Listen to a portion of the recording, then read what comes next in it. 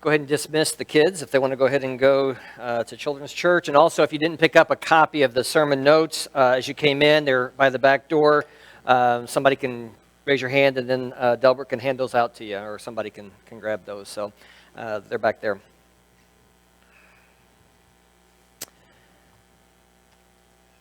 Well, finally, after spending weeks looking at the suffering in Job's life, we're finally to the point where we get to the part where he lived happily ever after. Okay? We've been waiting for this for a long time. And in the actual words of Job chapter 42, this is how the happily ever after. They're over on the chair in the back by that door there. And they're there each week. If you want to pick them up, help yourself. Let's look at Job chapter 42, verse 16, and see how the author of Job talks about the happily ever after. Okay? It says in verse 16, Job lived 140 years after this, living to see 4 generations of his children. Then he died. He had lived a full life. Think about those 2 words, after this, for a few minutes this morning. What that implies is that there was something that had to happen before the after this could begin.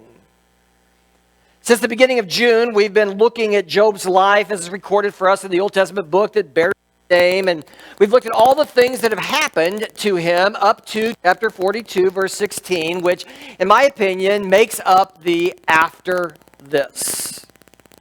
We don't know how old Job was when we were introduced to him back in chapter 1. We don't even know how long all of these events took place throughout the book of Job. What we do know is that he lived 140 years after this. And it says he lived a long and a full life. I don't know about you, but I think that's kind of an understatement in Job's life, don't you? One last time, let's just review some of the things that happened in Job's life that led up to the after this, okay? What was it that happened before after this? First of all, we're told in chapter 1 that he was a righteous man. God called him that himself. He said there was no one else like him. We're also told that he was the richest man in the region. So he had a lot of wealth, he had livestock, he had animals. He was a leader in the area. He was a husband. We heard about that. His wife and him may not have shared the same level of faith. One thing we learned about their conversation is they had open communication. Okay, they could talk to one another. He was a father of 10 kids, and we were told those 10 kids liked to party. He even took on a priestly role with his family. And I don't know if you picked up on that or not when we looked at it. Probably before the Jewish priesthood was established, but what he would do, he would offer sacrifices and pray on the behalf of his kids just in case they had offended God during some of their parties. He had friends. Friends who left their home to come to him and provide some comfort and consolation to him when he needed it the most. You know, you might look at Job's life and say he had a pretty good life. I think it'd be hard to find some way it could be better. But then that one day, someplace in heaven, in the heavenly realms, Satan shows up this meeting between God and other heavenly beings, and he launched this accusation against Job about his relationship with God. The accusation was really kind of tearing away the very foundation of Job's connection with God. Because, see, Job and God had this really good relationship, and they knew something about it that not even Satan had a clue about. Because Satan's accusation of Job was simply this: the reason you follow God is because he's blessed you so much. And if you take away all of those things, then you will nullify, you will curse that relationship. That was Satan's accusation. But God, being God, said, you know, I know something you don't know. Go ahead, do what you want, Satan. Let's see how things turn out. Part of what happened before the after this, in Job chapter 42, verse 16, included that all of those things that Job had was taken from him. His livestock was stolen, his property destroyed, his kids were even killed. But after this, there was this series of events leading up to that none of us have ever had to endure. But it didn't stop there, did it? We've learned that it even went further because the accuser became very frustrated when he took all those things away from Job, and he still didn't curse God because Job's attitude was this: you know what? We'll accept the good things from God. We need to accept the not so good things as well. Satan goes all in the next time and he says, you know what? Let me take his health. And I guarantee you, he will curse you. To which God said, yeah, go ahead. We'll see how this one turns out. Satan took away Job's health, and it was really his wife who traveled the road that Satan thought Job would go down, but Job didn't turn his back on God, did he?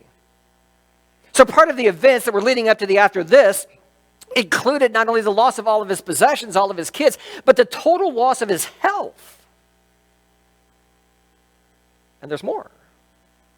He had friends who wanted to comfort and console him in his losses. I mean, there's Eliphaz, Bildad, and Zophar. They show up, and we don't know how long they were there, but it had to be for a number of weeks. And they sat there day after day after day trying to convince Job that all of these bad things are happening to you because of something that you've done. And Job said, nope, you're not right.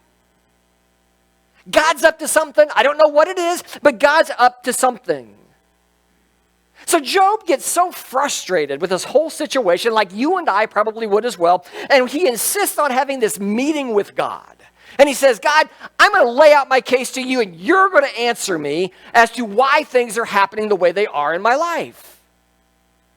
As we looked at last week, be careful what you ask for, because Job got a little more than he bargained for. In fact, God took on the role of a bus driver, did he not? Because he took Job to school. The only joke of the day, sorry. God asked Job questions that he had no way of knowing the answer. He revealed things to Job that other people hadn't even thought of. It was all part of God making sure that Job knew that he was a powerful God and he didn't have to play by all of the rules of mankind. I'm still convinced pretty early in the conversation Job got the point, but it was God who continued to press on to the point where Job loses one last thing. Because what he says to God is, you know what, I was wrong. I said things I had no reason to say. So what I'm going to do is I'm just going to sit here in the dirt and repent for a while.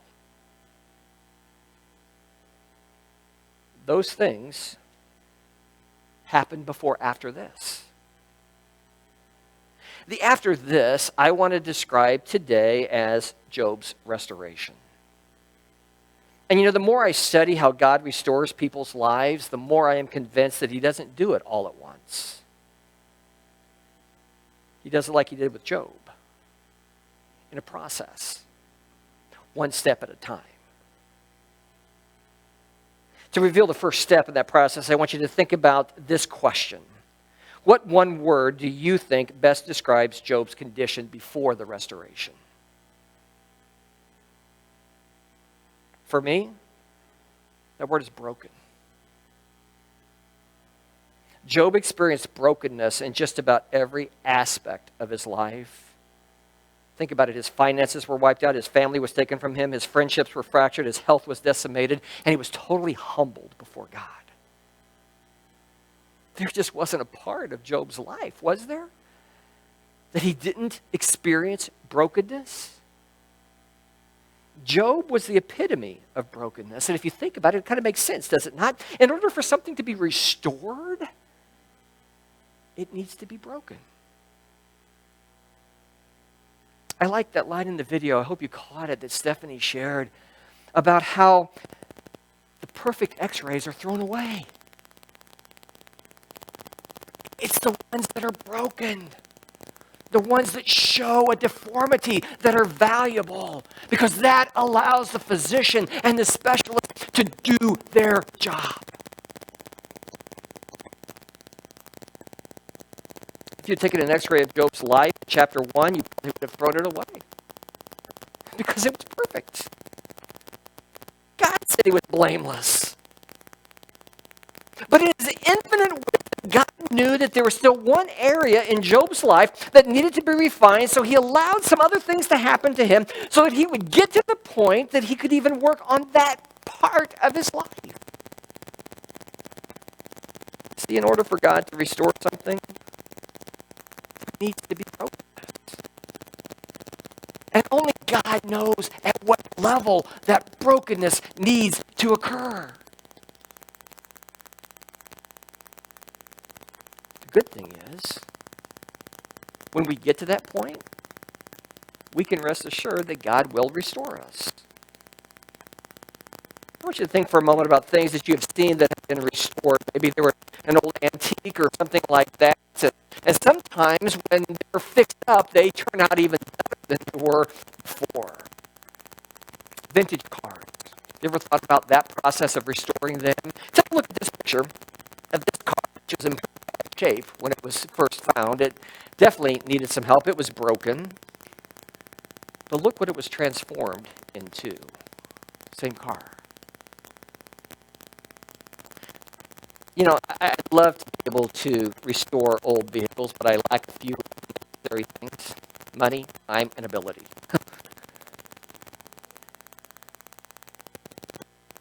It takes a long time.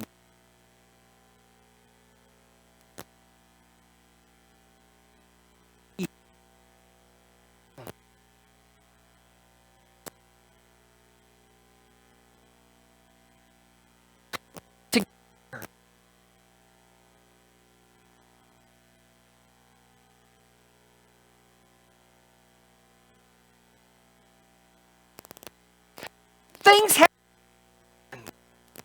for the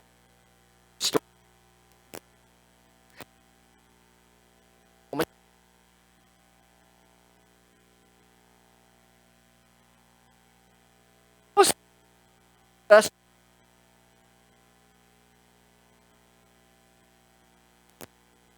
point. We've exhausted all of our energies. Now is it working?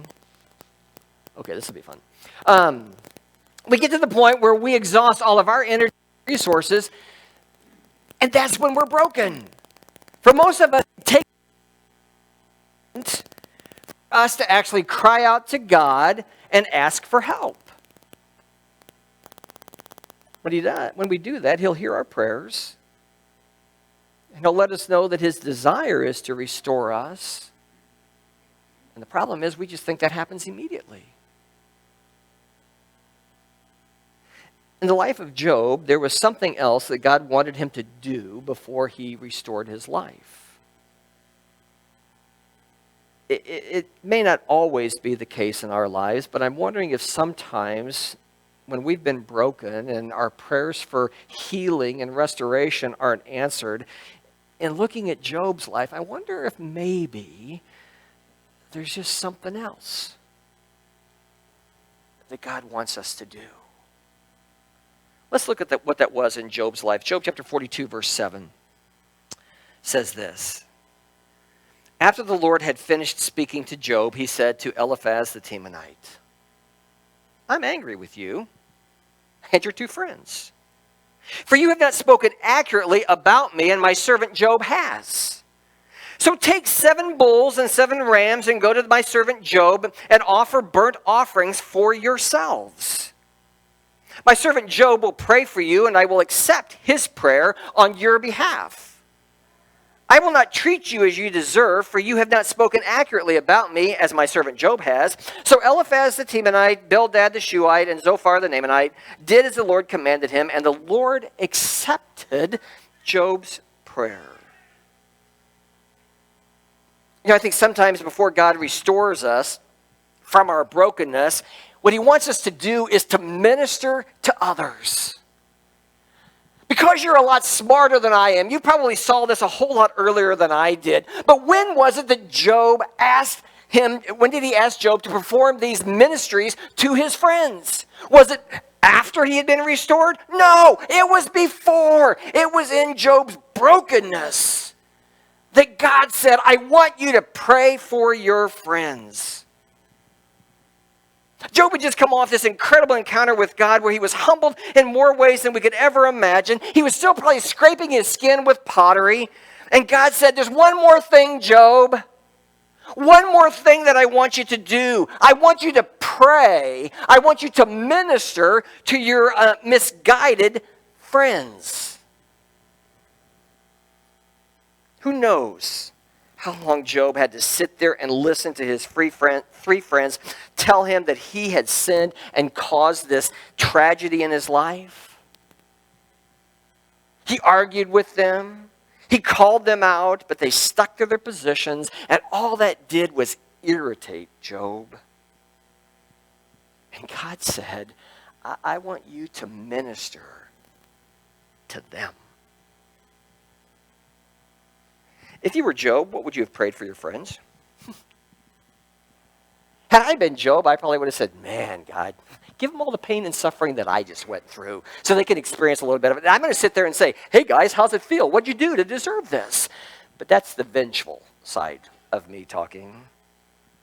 That's not how God wanted Job to pray for his friends. What he wanted was for Job to be a part of their restoration. You see, they didn't understand that God was a God of grace and not karma. I really think what God wanted was for them to see him as all-powerful and gracious. And by having them go to offer sacrifices through their broken friend and to have him pray for them, I think was a point and an illustration that they never, ever forgot. Like having to repent of their sins through the actions of someone who is so broken and miserable. How could you ever forget that?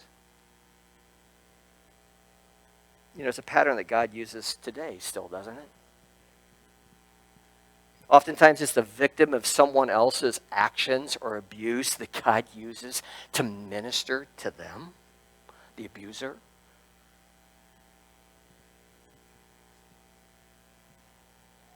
I go back to the story behind Matthew West's song that we looked at a few months ago, Forgiveness, where West talked about the story between Renee Napier and Eric Smallridge. Eric Smallridge was driving a car one night intoxicated and crashed it into Renee Napier's daughter's car, killing her and her best friend.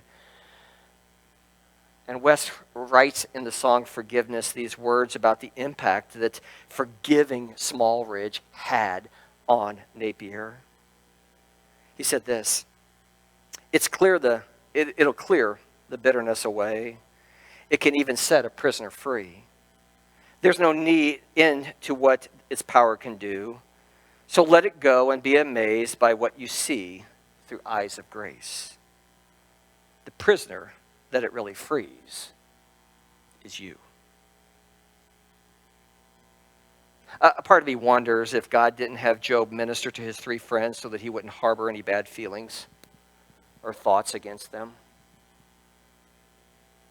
Over the years, I have talked with so many broken people who have been crying out to God for them to be healed or to be restored in some way. In so many instances, I have no idea why God doesn't answer their prayer. But having looked at the life of Job, I'm wondering, did he want them to minister to someone else, to look beyond their own world, to look beyond their own pain and suffering and minister to someone else? Then he would restore them? It's just a thought that I'm wrestling with. I'd love to hear your ideas on that as well.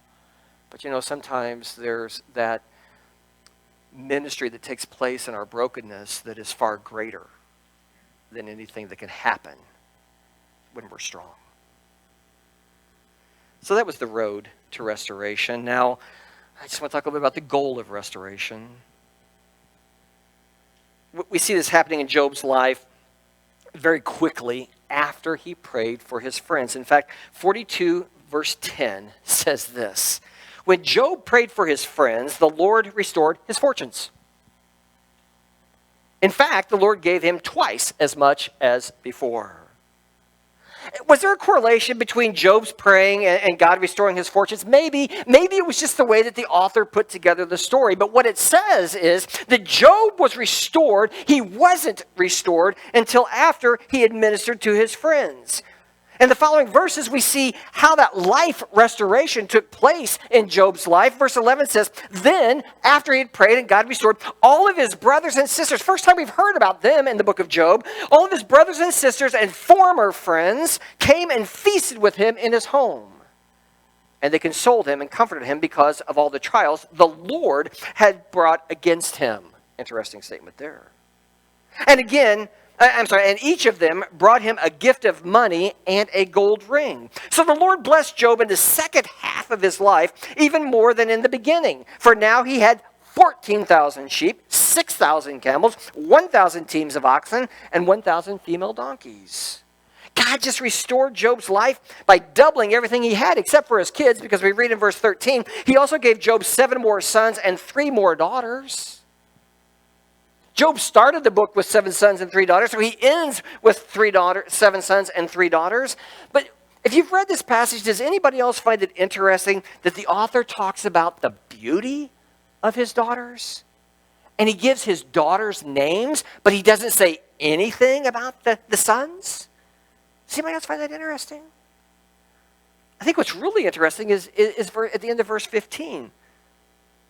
It says, in all the land, no women were as lovely as the daughters of Job, and their father put them into his will along with their brothers. That was pretty unheard of back in Job's day. The males got the inheritance. The females were oftentimes left out.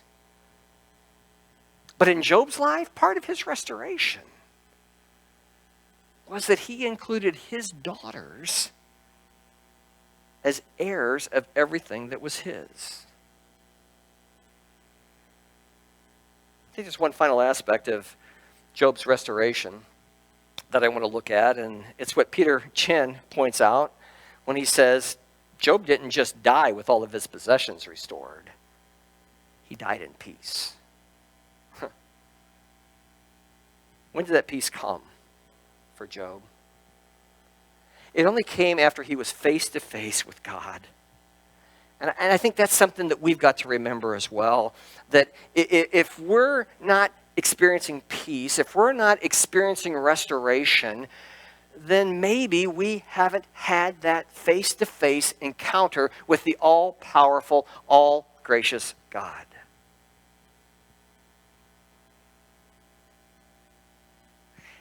Job's story isn't just about him getting his life back.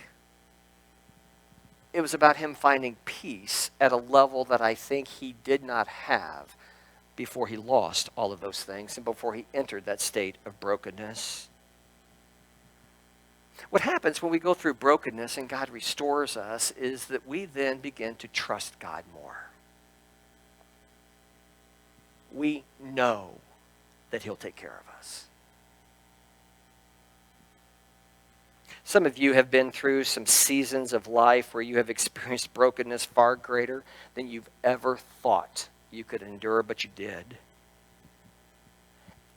And most of you, I'm sure, would say, you know what? Life is better now than it was before. And the reason it's better is because you found that peace. You found how God totally restores us in our lives. But perhaps this morning, you're still searching for that good life, that life that's filled with peace. It seems to elude you no matter how hard we try, and maybe that's the problem, isn't it? We just keep trying.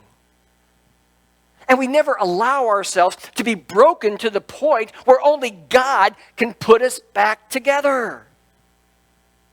Perhaps what we need to do is surrender it all to Jesus.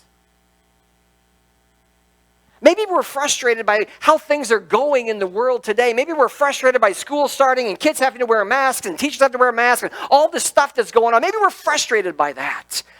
Why? Because we keep holding on to it. And we just don't let go and allow God to be in control of the situation. I'm going to invite the worship team to come up, and we're going to sing that song, I Surrender All. And it's going to be a prayer today that will lead us into a time of communion. What I want you to think about is, what are you holding on to? What are you refusing to surrender to God? And in essence, what that means is you won't allow yourself to be broken. And if you're not broken, God can't restore you. You know what happens? When we are broken to the point where we can't put ourselves together, God will. But there's going to be cracks. There's going to be scars. And you know what happens through those cracks in our lives? The light of Christ shines out of us. And that's where people see, hey, Christ is in you. I pray that we don't have to go through all of the stages of brokenness that Job had to go through. I pray that on no one. But you know what? I do pray that we're challenged, that we're broken, to the point where only God can put us back together. And when He does, I think the light of this church, the light of this community, will be greater than it's ever been.